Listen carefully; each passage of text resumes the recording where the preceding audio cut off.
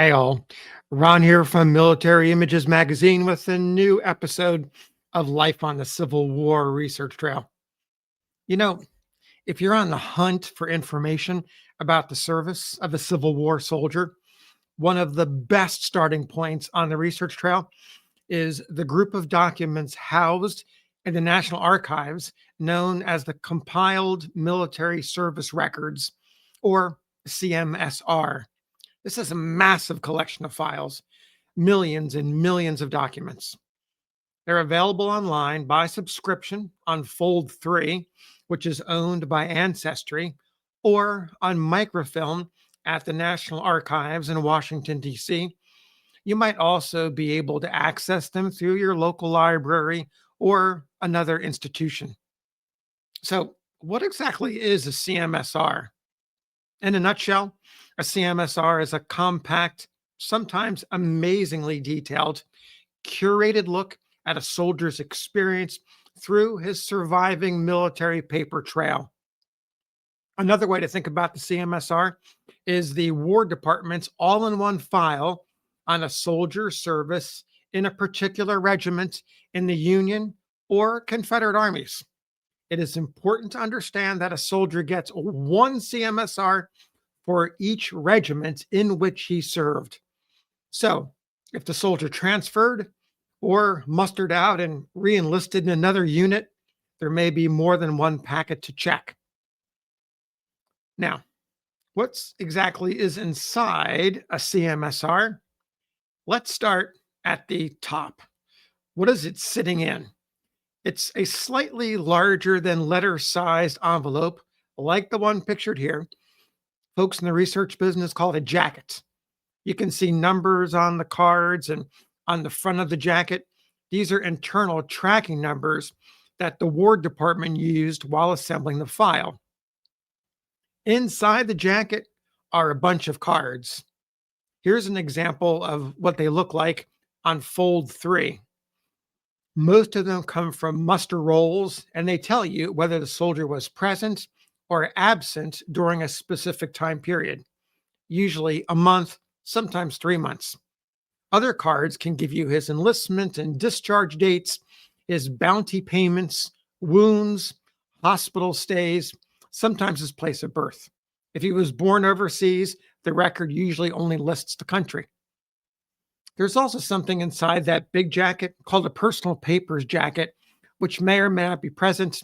When it exists, it can hold a copy of the soldier's enlistment form, paperwork about being captured or exchanged, hospitalization records, promotions, furloughs, resignations, and other orders, particular or specific to the individual soldier. A CMSR does not usually list all the battles and campaigns in which a soldier participated, though some do. Sometimes I will find additional research is really helpful to be able to match the information in the CMSR with other sources, such as regimental history books, newspaper reports, letters, journals, and other sources. The bottom line is that the CMSR only includes what survived the war, so completeness varies depending upon record keeping by regiments and a myriad of departments and offices, small, medium, and large. All of this together makes up the Union and Confederate Army documentation. A footnote on this one, the Confederate Army, of course, is not nearly as complete. Some of those records were burned or otherwise destroyed during the war. But every soldier, as far as I've been able to tell, is referenced. Now, you may be wondering about the origins of the CMSR. Why do these things even exist? Well, they were created by the War Department years after the conflict to help process pensions and veterans' benefits. A very practical way to go about this. Clerks copied every mention of a soldier verbatim onto cards like the ones you see pictured here, straight from muster rolls, hospital registers, regimental returns, descriptive books, and more. Each time the soldier's name appeared on a record, it became its own card, just like each card pictured here. This is why there are so many millions of cards or papers in the entire CMSR. The verbatim copying of records by careful clerks brings me to the headline of this video. It's a giant Easter egg buried deep in the recesses of the CMSR. The individual who alerted me to this unusual and quite humorous record is a Military Images magazine subscriber, David Evans. A huge thanks to David for bringing this to my attention. In his original email, here's what David wrote. I thought you and your readers might enjoy the attached compiled service record from the National Archives.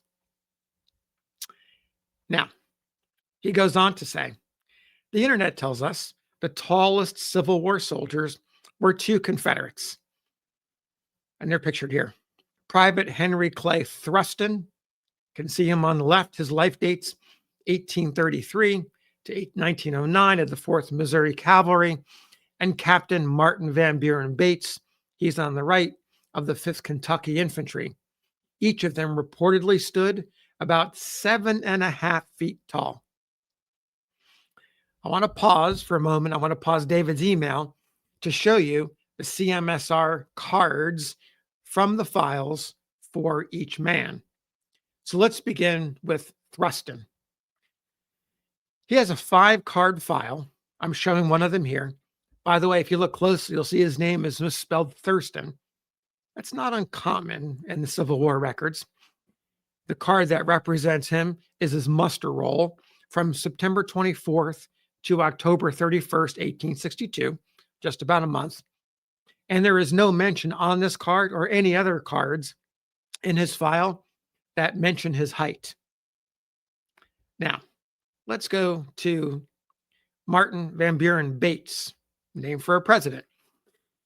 His file is a 3-card file. It's represented here by his prisoner of war card.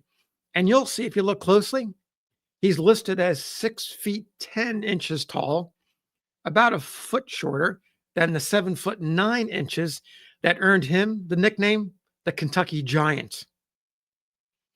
So now back to David's email. He continues, but this Yankee cavalryman, Private C.E. Blair, and I've got his card here. This is the card that David sent to me. Private C.E. Blair of the 2nd Kentucky would have towered over them both, giving him the distinction of being not only the tallest soldier in the Civil War, but without a doubt the oldest. David continues, I can't help but wonder what kind of horse he rode. Unfortunately, there is only one card in Private Blair's file and no record of a pension. Either his enlistment was cut short or a company clerk in the 2nd Kentucky had a penchant for tall tales.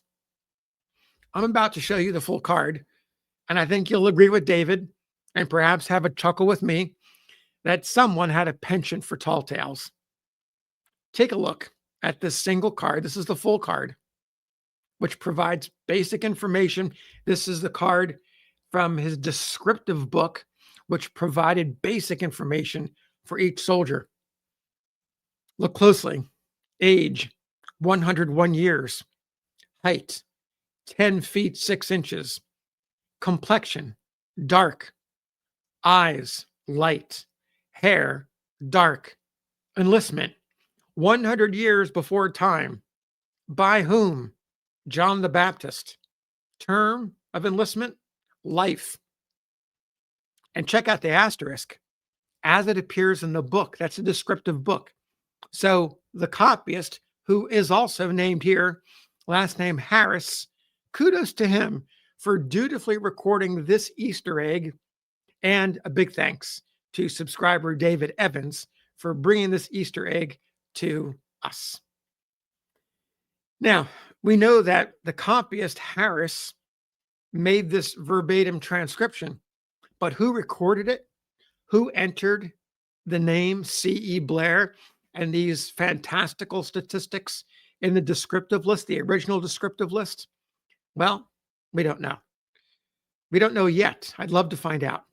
But I have to believe that whomever this Union clerk soldier was, he might just have been trying to catch up to the Confederacy's Kentucky Giants with a bigger and better version. Truly a tall tale. Thanks for listening. We'll see you on the next episode of Life on the Civil War Research Trail.